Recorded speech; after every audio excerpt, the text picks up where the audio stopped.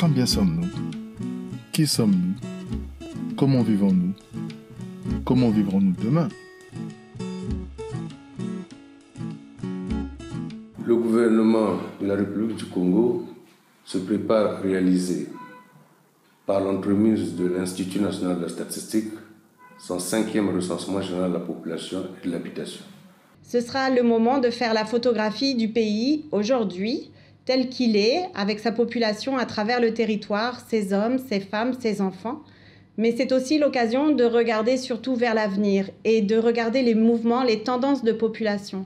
Vers où va la population? Est-ce qu'elle va plus vers les villes, vers les campagnes? Est-ce qu'elle est jeune, âgée? Quels sont les besoins de cette population?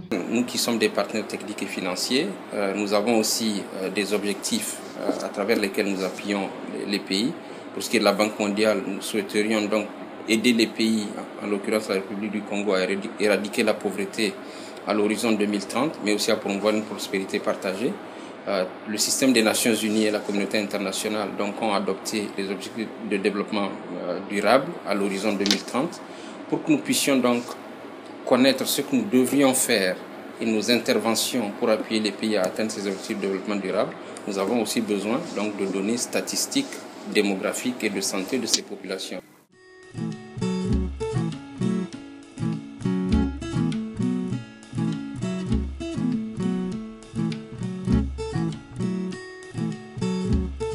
Donc, le recensement général de la population, c'est aussi un grand moment pour s'assurer que l'on ne laisse personne de côté, que l'on compte chaque citoyen, chaque citoyenne, et que l'on sait où il est et quels sont ses besoins. Nous en avons besoin pour connaître les jeunes, les moins jeunes, par exemple aussi pour anticiper le nombre de femmes qui peuvent accoucher dans le pays. Le recensement est très nécessaire pour tout le monde parce que ça nous permet de connaître le nombre de naissances, ça permet d'anticiper le nombre de sages-femmes à former et leur répartition sur le territoire national, le nombre d'établissements de santé à faire fonctionner et tous les services publics dont le bébé aura besoin tout au long de sa vie. Si nous savons combien il y a de parcelles et de maisons dans notre quartier, nous allons pouvoir proposer notre service et développer notre activité. Le recensement, c'est très important pour nos emplois. Avoir des données sur la population, ça va nous permettre de mieux cibler notre clientèle, de mieux positionner nos produits et services, de mieux les vendre et de mieux faire évoluer nos entreprises. Tous les secteurs ont besoin de statistiques, que ce soit les secteurs économiques ou les secteurs sociaux. Un recensement général de la population et de l'habitation est une opération de grande envergure.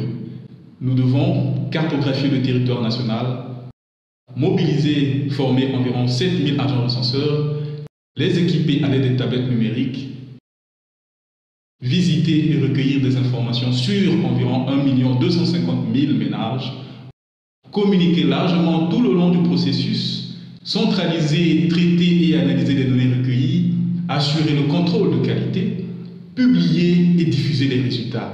Bref, il nous faut mobiliser d'importantes ressources humaines, matérielles et financières. Les ressources qui seront engagées dans le cadre de ce recensement vont nous générer des produits importants. En dehors de la base de données qui sera disponible, comme vous le savez, le recensement a un caractère tout à fait exhaustif. Et donc, cette base de données donnera les informations sur chaque individu qui aurait été recensé.